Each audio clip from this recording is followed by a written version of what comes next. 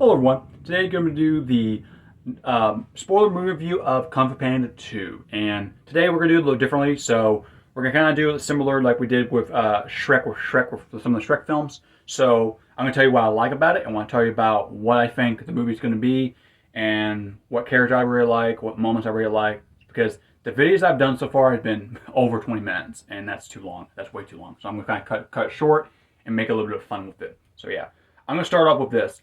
I love this origin story of Poe.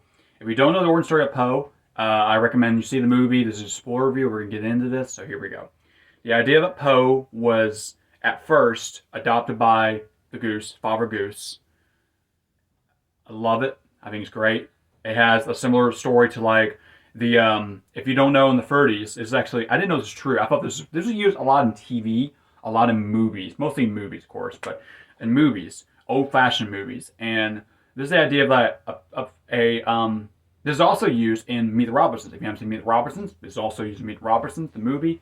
Disney did one a very fun Disney sci-fi comedy about basically a mother can't take care of a child, so he leaves a child at a firefighter's area, at a firefighter's, and the firefighter takes him and brings him in, basically. And then years later, we hear about the mother comes back and realizes that she made a horrible mistake or whatever. So the idea that Poe is like, feel like he's abandoned at first, or was he abandoned? We don't know what happened. And the idea he has a connection with the peacock, which I love. By the way, Gary Oldman killed this role. Gary Oldman's great at playing villains. He's so good at playing villains. I mean, such a great guy playing villains, and he does an amazing god tier job on Lord Shin, the peacock. The peacock design, the character itself is so well done.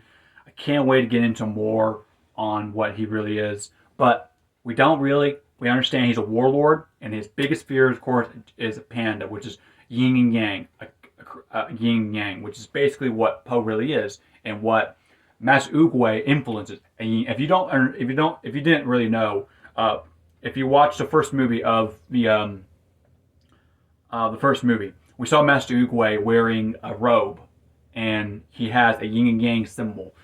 In the J Pals, there are yin and yang symbols all over the place. There's even yin and yang, like where the dragon reflects the dragon, holds the dragon scroll. It has a yin and yang like look to him. Look on the water. Love that design very much. I didn't know that until we got in the second movie, and did a good job of doing that.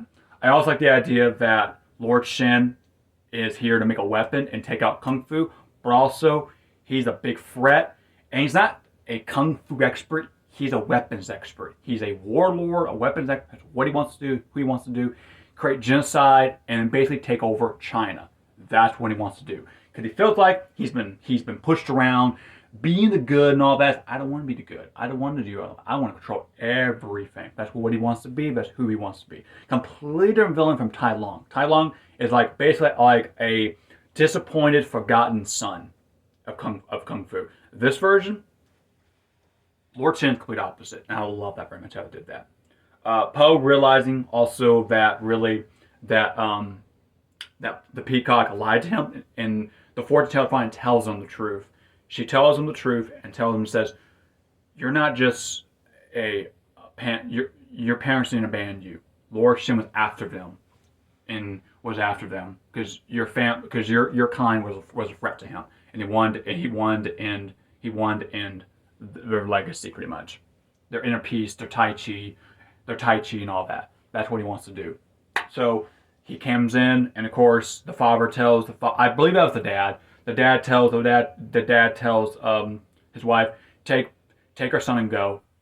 By the way, I love the animation of the classic animation from the first of the opening in the movie we saw in the first movie to this, and to the CGI back to the like anime like esque action. I love it when it went back and forth, and I love the idea that Poe realizes that he has a nightmare of basically like a radish, like a family abandoned him, but a radish beating him.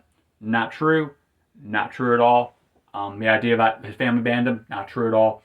But mother basically had to leave Poe behind, And then when he does, just keep him safe, keep him out of the way. Very Moses from the Bible. If you don't know Moses from the Bible, very Moses from the Bible. If you don't know who that is, you can look up in the Bible. Very, very well done how they did that very much.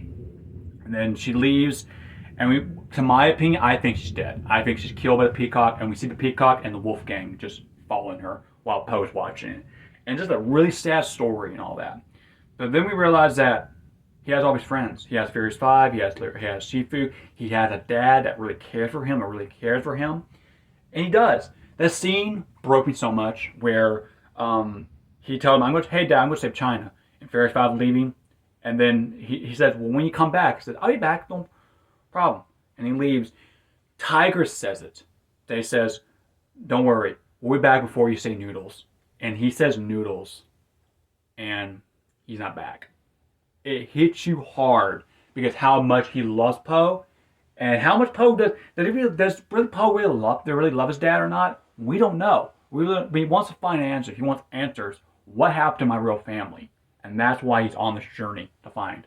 And then he's on this perilous journey pretty much to find out who Lord Shen is and find out Lord Shen wants to end China. He wants to take over China. And that's the reason why. I love the relationship between Poe and Tigress.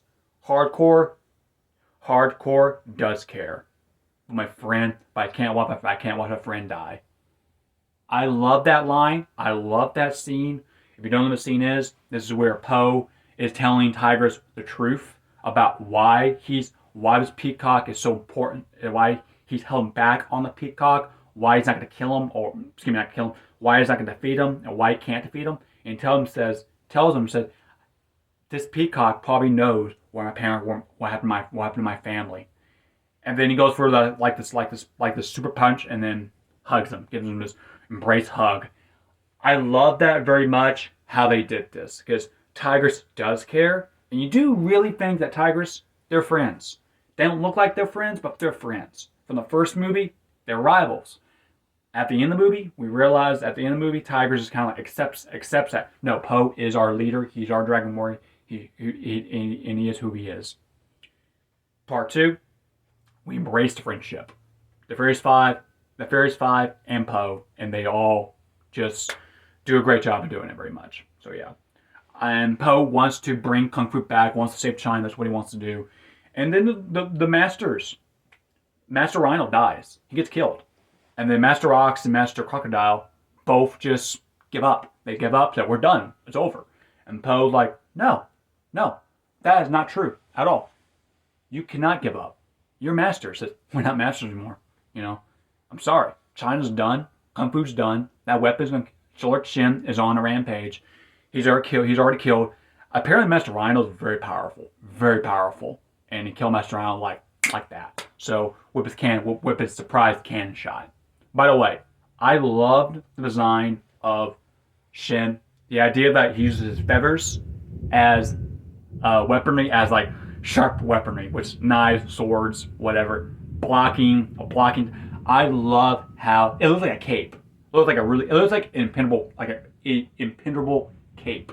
I love that, and he is so cool and so menacing as what he is, and all that. I love how they did that. Poe realizing that, you know what, he has family, has father, he has friends, he has another father, he has like a master that's teaching him all this, a master that believed him, like Oogway, who's gone. He believed him that he's the Dragon Warrior, and he is right. He is Dragon Warrior. He's going to have to take down Shen. The final fight between him and Shen are beautiful. Love it. I love the idea that Furious 5 are captured. They're captured, and now Poe's got to save them. Poe has to save them now. He's their only hope they got. Then, Master Shifu. By the way, Master Shifu's barely in this movie. That's okay. I know some people might hate this very much, but Master Chief was barely in this movie. He's got like 2, maybe 3 scenes in the movie. That's it.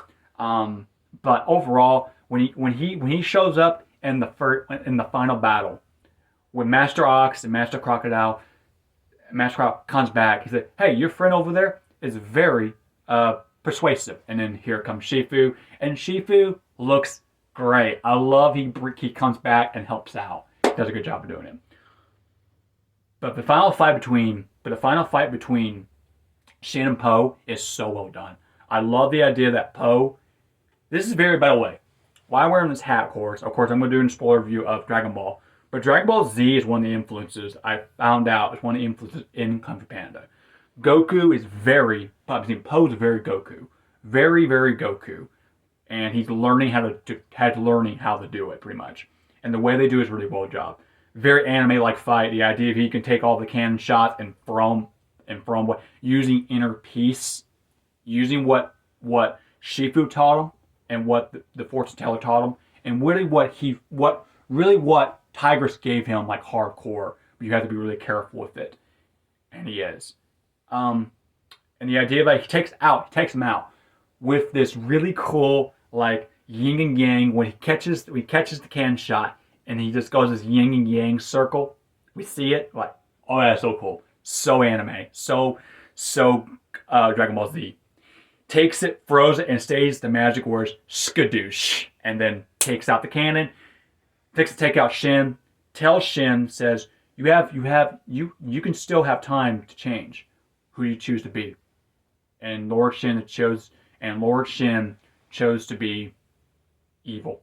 She's just evil. That's who he is, and he gets his fate while the cannon and the ships fall on top of him. I believe he's dead. I think he's dead. I don't think it's coming back.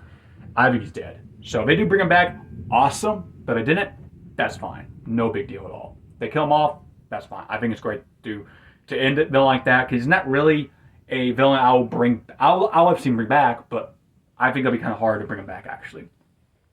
But the idea of like Po finally defeats him, saves China, picks Skull back home, and then and then the father's waiting for him, doesn't know what to do, and then he comes back, and then Po tells him, I found out who I really am. I did say China, but I found out who I really am. I am your son, and you are my dad.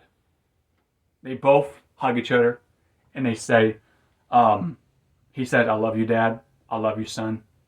We think the movie ends. I heard that this movie had credits. I didn't get this. There's a post-credit scene where we realize that Po gets back home. They're home safe. Quick shot. It goes through like the village, Gum Silly, into like a very secret place, and then we see this China-like village, like very Chinese-like village, and then we see pandas. Wait, Hidden Village, and then we see a panda, older panda, turns around and said, "My son is alive." Ends. So part 3 is going to be Po finally meets his dad, hopefully, and that's basically what happens. I love how they did this. I think it's a great job. It's very emotional. It hits you all different ways. It's still funny. It still has a heart, still has the charm, but still got the darkness. Still got a really underside of darkness with it. Great villain, great fight scenes, great story, a way to do it, and a way to keep the trilogy going. So yeah. So next week, of course, I'll be doing Kung Fu Panda 3. So I hope y'all enjoyed this review, guys. And please leave a like, subscribe to my channel. Help me out a lot, y'all. Just comment on this video if you want to talk about the movie or talk about